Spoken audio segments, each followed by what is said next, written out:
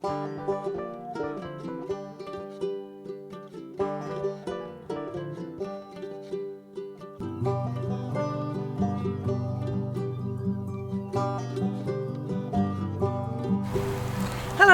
welcome to Let's Get Growing. It's Jo here, the educational gardener from Bulwell Forest Garden in Nottingham, and we're at the end of October, and yes, winter's on its way, but there's still plenty to do. So we've been really busy here clearing out our summer crops that are finished. We've been taking out the sweet corn and the courgettes, composting the plants, and we've been planting our winter crops, garlic and onions. So there's still plenty to do. So let's get cracking, let's get growing.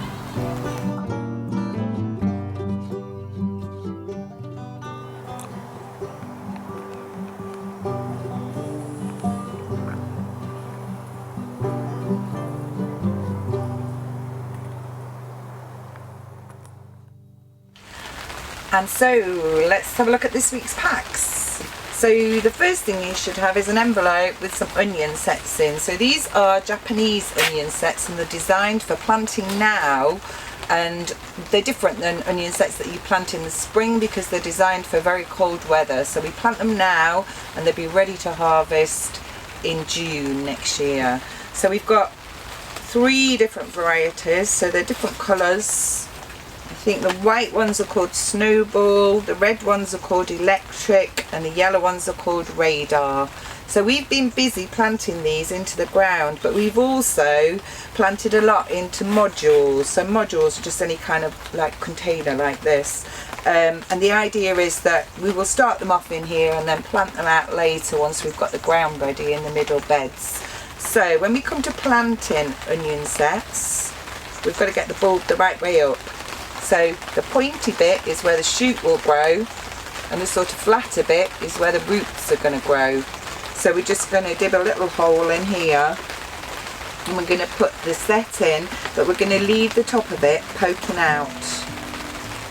Press it in, and then we're going to do that with all of our bulbs. So that's the Radar. And obviously this is not going to make you self-sufficient in onions, but it will teach you how to grow them if you want to grow more next year. So the same with my Snowball, and then the same with the Electric, and then we're just going to be patient and wait for them to develop a root system before we move them on into another destination. So I just put a label in there so I know what they are. Okay, and then next you should have a packet of seeds which says Yellow Rattle. Now Yellow Rattle is a wildflower, and it is a really important wildflower, and it's sort of the fundamental plant that you should have in a wildflower meadow. And the reason for this is because it's parasitic on plants like grass, so it helps you, once it gets established, it can help grass from taking over, so that other species like the campions and your other sort of wildflowers can grow better and don't get swamped by grass. So these are seeds I collected from our wildflower meadow. So you've also in here, you've got a few poppy seeds, because Yellow Rattle is parasitic, so it does need a host plant to grow off. So what I'm going to do with these is scatter them into a container, and I've got a fruit punnet with some holes in the bottom. I've got some peat-free compost that I filled up, and then I've got my seeds in my left hand. I'm going to use my finger and my thumb of my right hand, and I'm just going to broadcast them over the surface. And they do need, the reason why we're doing these now is because they do need cold weather to get them growing, so they need a bit of frost before they'll start growing. So we don't need to protect these. In fact, if you try and protect them from the frost, you'll probably do them more damage than good. So I've got my poppies in there as well, so they're mixed in together, and then I'm just going to give them a light covering, press them down, and then I'm going to put these outside somewhere I can keep an eye on them until they start to germinate.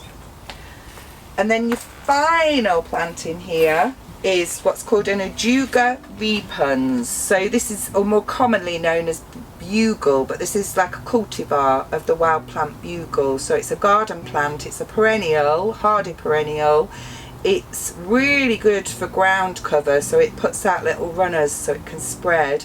It's very pretty. It's got blue flowers in the spring and bees absolutely love it. So you don't have to do anything with this at the moment because we have just propagated these in the method that I did show you in the last 2 videos, and it's the same method that you can use for all perennials. So we've got a little bit of heel and a little bit of root, and we've just chucked them into a pot basically, and that will form lots and lots of new plants. So that's Bugle. So that's it for this week's pack. So I'm just going to move on to one plant from previous packs, and that is our sweet peas. Now, I had 4 pots of these. 2 of them, nothing germinated. I think we put 3 seeds in each. So I've got 2 that have germinated in that pot and 1 that have germinated in that pot. And they both look pretty healthy. So what I'm going to do with these is, I am a bit sad my other ones haven't germinated, but hey ho, that's gardening. I don't know why. Maybe they rotted. So what I'm going to do is to transplant them into a nice deep pot like this, because sweet peas have got very deep roots and they'll get going a lot better.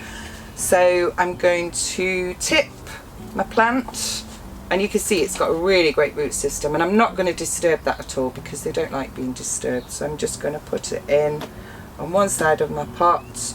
Then I'm going to do the same with my other one, which again has got a great root system. Pop it in next to it, and then fill it up with my peat-free compost, making sure I fill in all the gaps.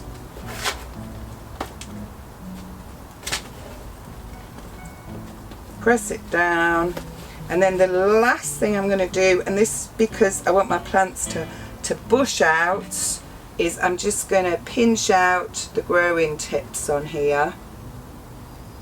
So that's the growing tip there, and I'm just going to use my thumbnail to pinch them out. And this is kind of an ongoing process really, as the plant's growing, to get it to bush out, and then it will produce more. Instead of just growing leggy, it will produce more shoots, more side shoots, and thus more flowers eventually. So that's the sweet peas.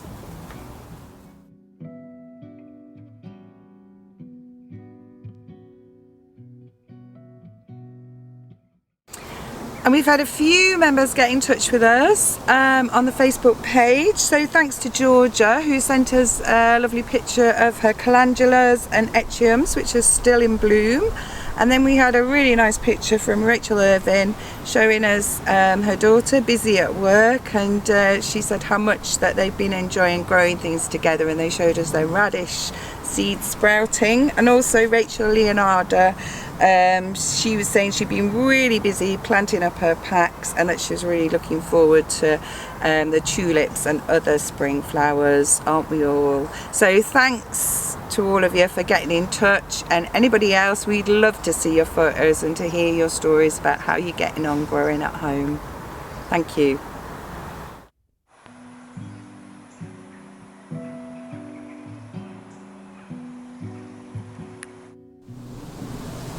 And just to end with my plant of the week, so just because it's autumn and winter's on the way doesn't mean that you can't still find beauty in the garden. So these are deep in the woods. There are autumn cyclamens which are just coming into their own.